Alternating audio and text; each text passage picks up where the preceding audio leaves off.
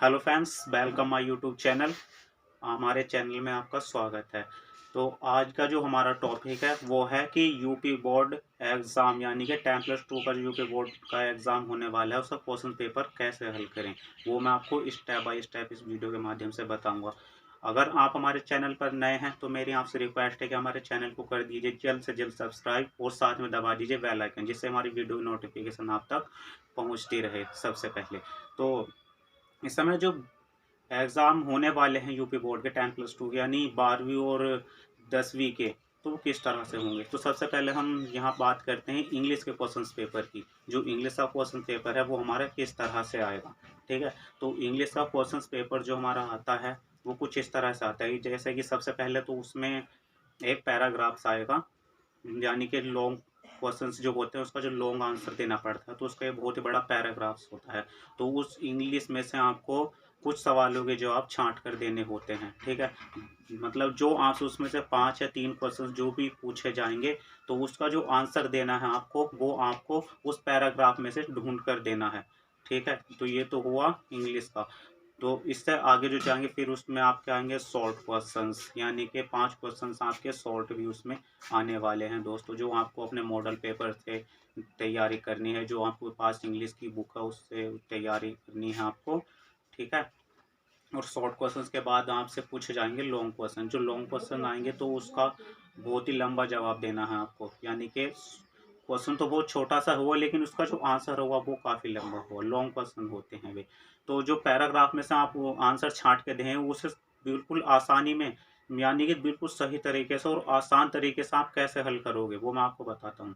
वो ऐसे होगा जैसे कि आपसे प्रश्न पूछा जाए, ठीक है। तो सबसे पहले जो आपको प्रश्न सही लगे उसे चुनो, उसे अपनी उत्तर पुस्तिका पे नोट कर लीजिए, और उत्तर पुस्तिका पर नोट करने के बाद आप उसके बाद देखिए कि इस पैराग्राफ में किस जगह पर मिलता जुलता आंसर है, यानी कि उस पूरे पैराग्राफ को उस क्वेश्चन के रिलेटेड आप पढ़िए और यह देखिए कि कौन सी लाइन कौन से वर्ड इस क्वेश्चन से रिलेटेड इसमें लिखे हुए हैं। अगर आपको एक वर्ड भी मिलता है उस पूरे पैराग्राफ में उस क्वेश्चन से रिलेटेड, ठीक है, तो उसी से आधार पर आप उस पूरे क्वेश्चन का आंसर दे सकते हैं बहुत ही आसान तरीके से। सबसे पहले जो महत्वपूर्ण आपको ध्यान देना होता है वो देना होता है क्वेश्चंस के ऊपर कि ये प्रश्न क्या है, इसमें क्या हमसे पूछा गया है, किस तरह से हम इसका आंसर देंगे, ये आप जानना आपके लिए बहुत ही ज़रूरी होता है, ठीक है।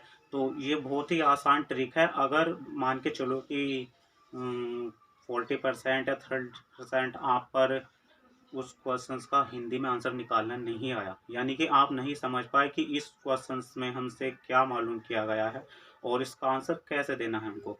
तो जैसे ही आप उस क्वेश्चंस को नोट करोगे अपनी उत्तर पुस्तिका में, तो उसके बाद जब आप उस पैराग्राफ्स को पढ़ोगे, उस पैसेज को पढ़ोगे जो आपके क्वेश्चन पेपर में आया हुआ है, तो उसे एक बार पूरा पढ़ के देखिए, ठीक है। उसमें आपके जो प्रश्न पूछा गया उससे रिलेटेड कोई ना कोई एक वर्ड आपको मिल ही जाएगा। जैसे आपको एक वर्ड वो मिलता है, ठीक है, तो उसी के आधार पर आप उसकी पूरी लाइन वहाँ पे उतार दीजिए, यानी कि उसका पूरा उत्तर उसी के आधार पर समझकर आप वहाँ पर लिख दीजिएगा, ठीक है।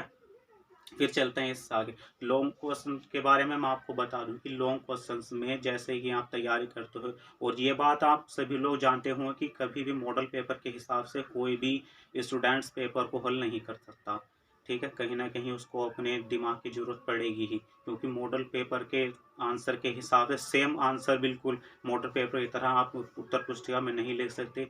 बीच में कोई ना कोई वर्ड आपका छूट भी जाता है या कोई ना कोई वर्ड आपका मिस भी हो जाता है। तो उसके लिए क्या करना चाहिए, जैसे कि लॉन्ग क्वेश्चन आपका आया और उसको आपने पढ़ा, उत्तर पुस्तिका पे लिखा, ठीक है। सबसे पहले आप उसे समझ लीजिए कि इसमें क्या मालूम किया गया है आपसे, यानी किससे रिलेटेड है। जैसे कि मान के चलो कि एक क्वेश्चन पूछा गया आपसे कि भारत का संविधान किसने लिखा, इंग्लिश में मान के चलो, ठीक है। तो भारत का संविधान लिखने में क्या क्या किया हुआ है, किसने लिखा है, किसके द्वारा लिखा है, किस तरह से लिखा है, ठीक है। ऐसे धीरे धीरे धीरे धीरे आप इस क्वेश्चन का आंसर देते जाइए, यानी कि इसे इतना लॉन्ग बना दीजिए, लगभग 300 से 350 वर्ड के बीच में आपको इस लॉन्ग क्वेश्चन का आंसर देना होगा, जो आपके लिए बहुत ही ईजी है। देखिए, जब पहली बार आप एग्ज़ाम देते हैं तो सिर में टेंशन भी होती है बहुत कि हाँ, एग्ज़ाम कैसे हल करना है हमको, कैसे एग्ज़ाम हल होगा, इसका उत्तर कैसे दें। सही सी बात है, तो टेंशन होती है थोड़ी, लेकिन बहुत ही आसान तरीका जो मैं आपको बता रहा हूँ, इसके ज़रिए आप बहुत आसान तरीके से अपना क्वेश्चन पेपर हल कर सकते हैं। ठीक है? इससे आगे चलते हैं, तो इससे आगे चलने के बाद आपसे पूछा जाएगा क्वेश्चन पेपर में कि अपोजिट वर्ड क्या होते हैं। ठीक है? अपोजिट वर्ड क्या होते हैं, तो अपोजिट वर्ड की जो हमारी हिंदी होती है वो होती है विलोम शब्द, यानी कि किसी शब्द का उल्टा आंसर निकालना। विलोम शब्द होता है कि किसी भी वर्ड का उल्टा आंसर निकालना, जैसे कि गर्ल है, गर्ल का बॉय उल्टा आंसर है। ठीक है? ऊपर, ऊपर का उल्टा नीचे, अप डाउन, लेफ्ट का राइट। ठीक है? इसी तरह से अपोजिट वर्ड को आपको मैच करना है। ठीक है? मान के चलो कि कोई आपसे अपोजिट वर्ड पूछा आपने, जैसे कि अपोजिट वर्ड में आपका पहला वर्ड है मैरिड, तो उसका उल्टा करना है अनमैरिड। अनमैरिड को आप नहीं समझते तो मैरिड के सामने यूएन लगाकर, अन लगाकर उसे आप निगेटिव पोजिशन में ले जा सकते हैं। ठीक है? जैसे ही आप उसे क्वेश्चन मतलब वर्ड को लिखोगे, अगर उसका निगेटिव बनाना है तो यूएन यूज़ कर सकते हैं, और पॉजिटिव बनाना है, ठीक, अगर उसका निगेटिव बनाना है तो यूएन यूज़ करो, यानी कि मैरिड, तो उसके आगे उसका उल्टा आएगा अनमैरिड। ठीक, क्वेश्चन पूछा जाएगा, वो आपसे पूछा जाएगा 8 लाइन की पोएम, यानी कि 8 लाइनों की पोएम इंग्लिश में लिखने के लिए। तो वो आप छोटी छोटी कुछ लाइनें भी लिख सकते हैं वहाँ पर, और अगर आपकी याद है पूरी तो तुम लॉन्ग लाइन भी वहाँ पर लिख सकते हो, यानी लंबे अक्षरों में भी लिख सकते हो। ठीक है? सबसे बड़ी बात यहाँ पर यह आती है कि पोएम आपकी याद होनी चाहिए।